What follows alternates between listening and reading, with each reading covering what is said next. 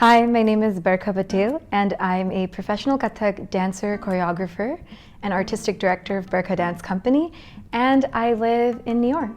Well, I was born in Calcutta, or Kolkata, but I was completely raised in New York. Hi, my name is Ihaab. My family moved to the United States when I was 5 from Bombay. Hi, I'm Platty and I am from Ahmedabad, India. I came in August 1993. I was shy of 22 years old. And I had a family here, so yeah, I got married and I came here. I began dancing when I was very little. I was about Kathak when I was 8 with Rachna Sarang, my guru. And yeah, then it was just like class from 1 day a week turned into 2, turned into 3, then to 4. And it just kept growing. It just kept growing, like all Saturdays, all Sundays. I just became obsessed. Well, I'm always dressing for the coldest part of my day, which typically means the office, kept to a very cool temperature for me, or for even the subway train, just too cold.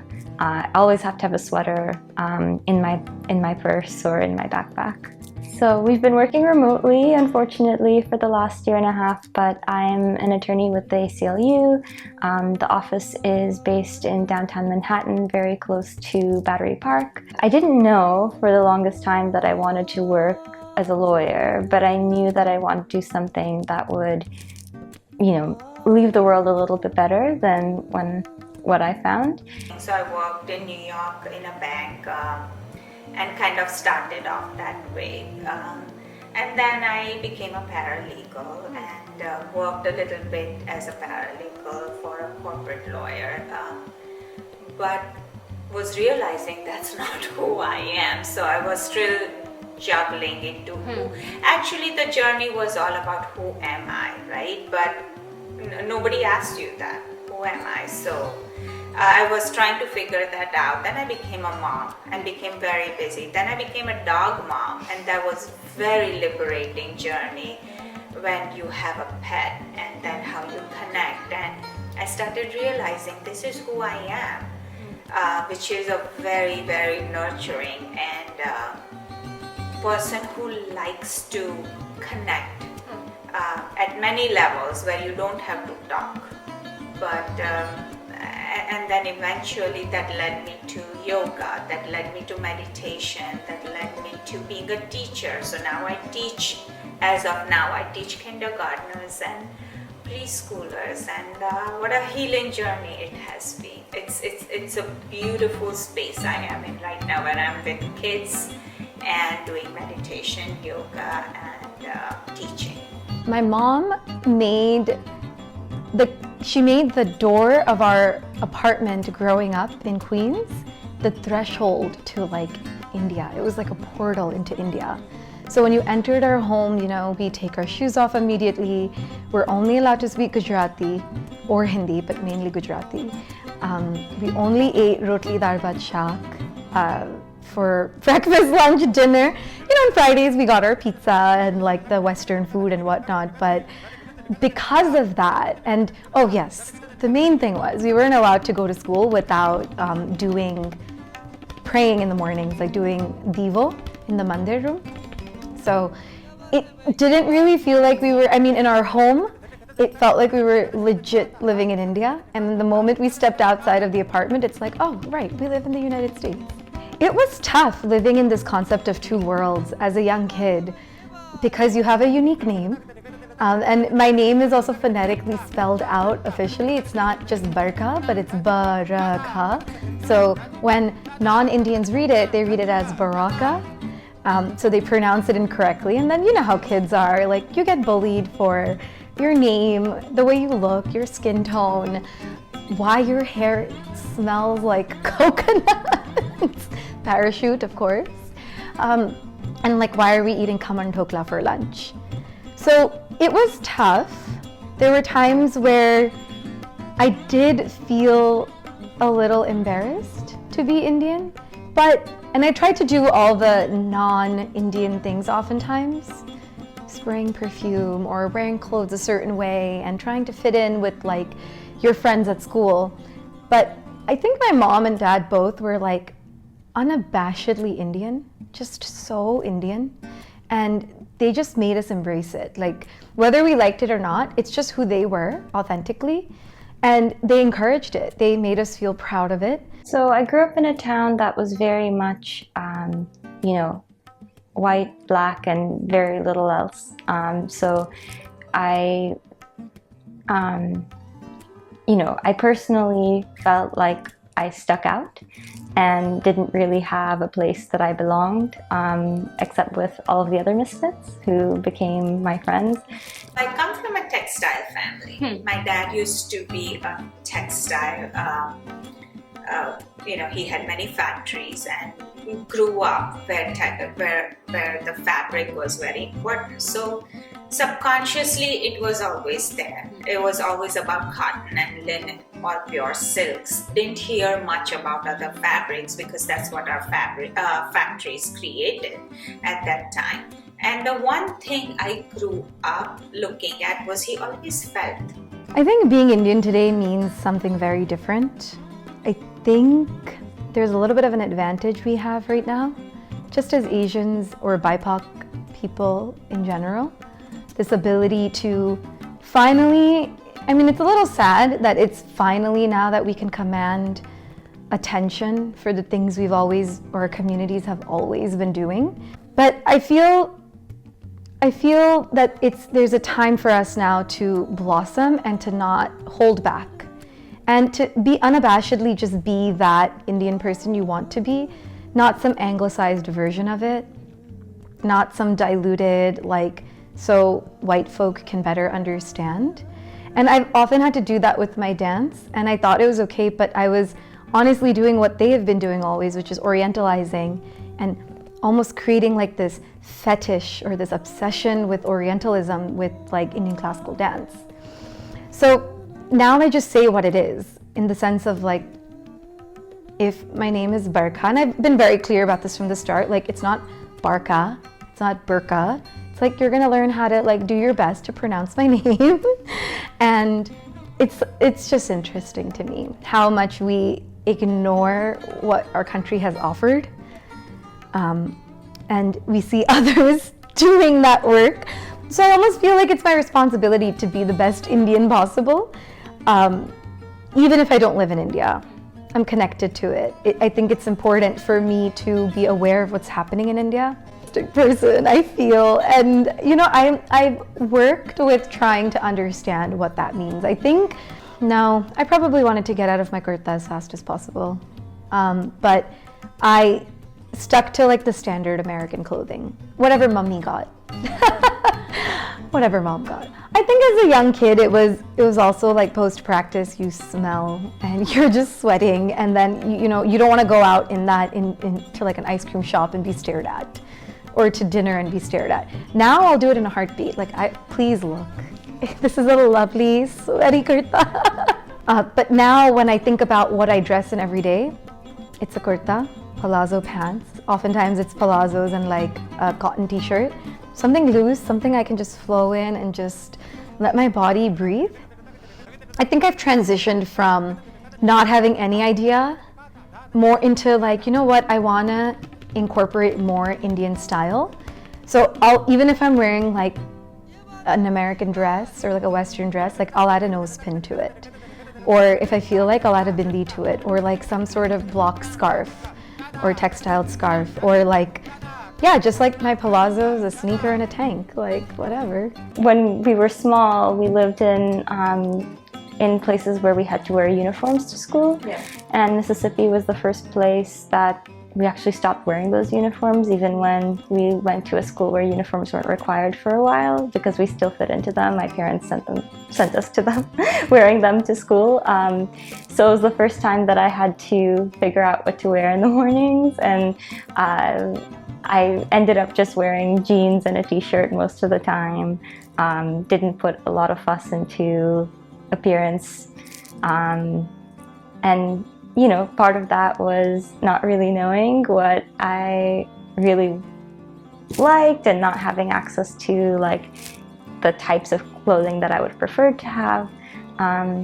But then my dad used to go back and forth to India a lot, and he used to bring Western clothes from Bombay. And so some of my fashion was a little bit of like what was fashionable in Bombay at the time, but not necessarily in my hometown.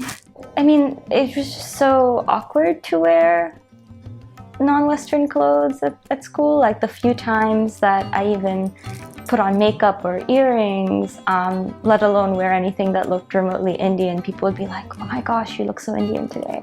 Instead of saying, oh, you look lovely, or oh, that looks nice, they would comment on my ethnicity as opposed to something else, like the fashion aspect of it. So I think there was that, and also just not feeling like it was something I could do authentically, like wearing shalwar kameez to class. People would just gawk at me, so I would never have done that. By the time I went to graduate school and college, and maybe I would wear Indian, like non-Western clothes a little bit more, but mostly for special occasions and family events, weddings, that sort of thing. It's always been a little bit hard to figure out how to incorporate these really beautiful textiles and jewelry that I really love into my day-to-day, because sometimes it feels like this is just too much for this outfit, or people are going to think I'm dressed to party instead of for something professional. And as someone who is quite young in my profession and also looks quite young, I want to not give the impression that I'm just like slacking off, or I want to make it clear that with my clothing that I signal maturity and respectability. So that's always been a challenge. If Western clothes we were wearing, it was always from Bombay or Delhi. There weren't much choices in Ahmedabad at that time, but I actually don't have much recollection of my Western wear. So mostly it was like, you know, the kurtas and the churidars and the odhnis, the bandhanis and all that. Yeah, so, well, I wasn't going to wear that on a day-to-day basis, because when I came, now I see a lot of people wearing it, but at that time, no. And so I just adopted, but that I'm going to wear jeans or corduroys and stuff like that. Cotton and linen and silk has been like my only wear most of the 95% of the time. And as I came here, that's what I kept looking, and it was so hard to find 100% cotton or 100% linen. It was always some mix. I only wear clothes that I connect with, and if I don't connect, the fashion doesn't matter. I don't understand fashion. It wasn't the same.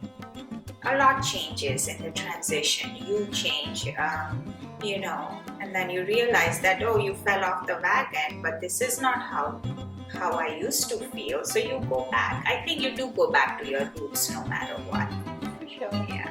But I did not wear Indian clothes here except for the occasions that came up, or I would be waiting for those days when we would be invited or we would have family gatherings so that I can wear my Indian textiles and clothes. And my kids, I have 2 girls, and I don't think they would do it. They love our clothing. When we go to India, they love to shop. My older one loves to design for herself with the color combinations, everything. But yet, no, she will not even think that she can wear a salwar and something and just walk in casually. She does have friends who are able to do it, but not them. But I could, because I think I have a good understanding of coming when I came, and also how I transitioned. Honestly, like, it's kind of like wanting to wear statement pieces now, right? I go to a lot of conferences. Well, when there wasn't a pandemic, I attend dance conferences, and I do believe that, yes, when you dress a very particular way, people notice you, and that strikes a conversation. And when you go to a conference, especially as an emerging dancer, artist, and there's 3,600 people from around the world, you're not that interesting if you're just wearing a Zara blouse and jeans. And so my mom, of course, had just has a bunch of saris lying around. So she had a kalamkari, simple printed sari, and I thought that having this made will be something that I can take to conference time. Or honestly, before we dance also, we've been taught, like, part of the sabhyata of our dance was to wear a shawl around us to cover the costume before you enter the stage, or before you begin your dance and all. If you're gonna be out in front of people, cover your costume up a little bit. So I'm like, you know what? I'm gonna use this for that purpose also. Like, it's gonna be a costume in itself on top of my costume. And it's also gonna be a great thing to wear out in conference time season as an Indian classical dancer representing. Yeah, so that was like the main thing. My mom had this beautiful shalwar kameez that had just like so much embroidery and beadwork, and it was stunning on her, but also just like something that she doesn't know if she'll ever wear again. Even for my sister's wedding, she wanted something a bit more toned down.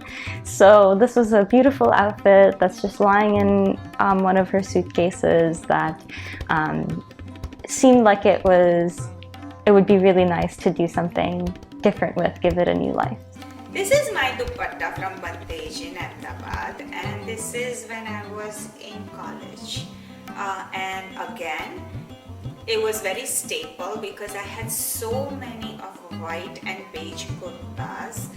Maybe some were silk, some were cotton, some were linen. But this dupatta would be like the ones that you put it on and would go with everything. So this was very, very dear to my heart, where I had to give it to you and make something out of it. I'm so honored. And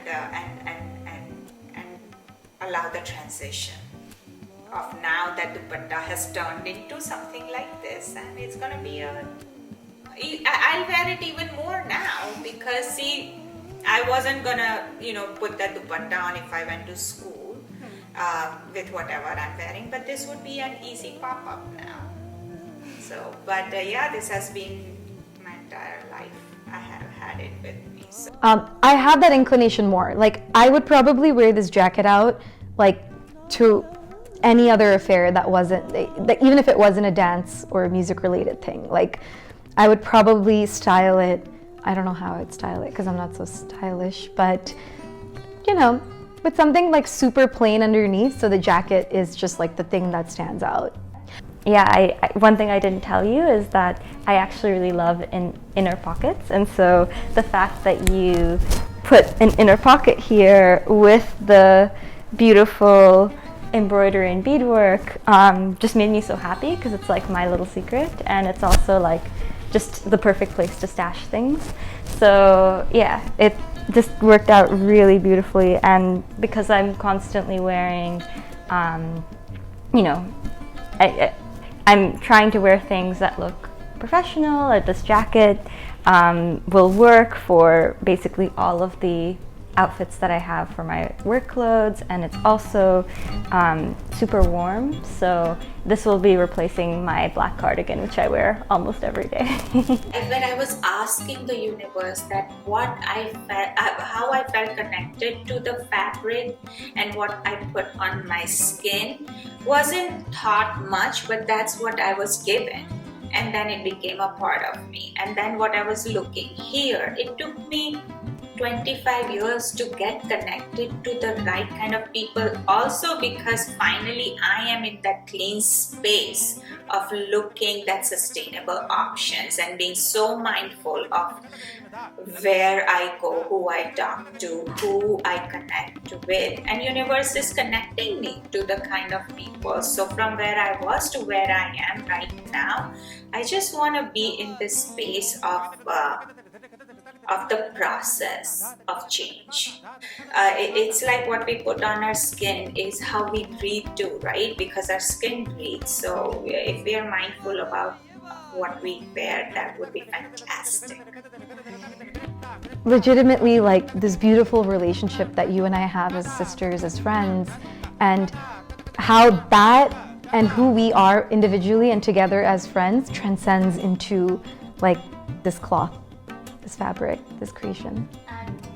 Open up space for me to talk about my family and talk about people and things that I care about at the workplace beyond just what we're currently doing, which is really lovely. And also, as this project has made me realize that there are a lot of things that I love that I don't wear often enough, only because I'm holding myself back. So there's no reason not to put on that necklace or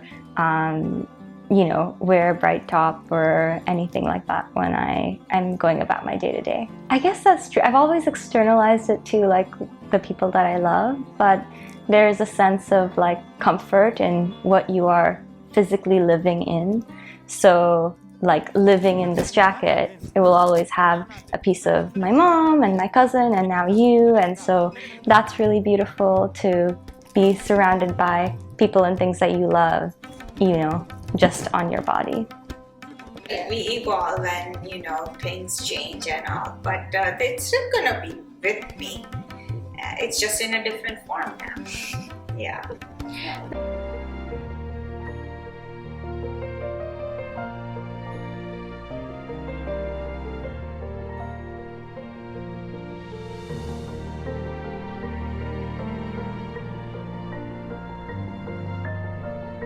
I think there's a point where you come to realize home is just wherever you are at ease the most. Whether that's in your body, whether that's in this chair, whether that's on a dance floor, I find that to be home. Where the people that I love reside, so home will always be where my parents are, currently in South Mississippi, and where my partner Matthew is. Home means comfort at all levels. Home means sukoon. Home means space. Home means just feeling safe.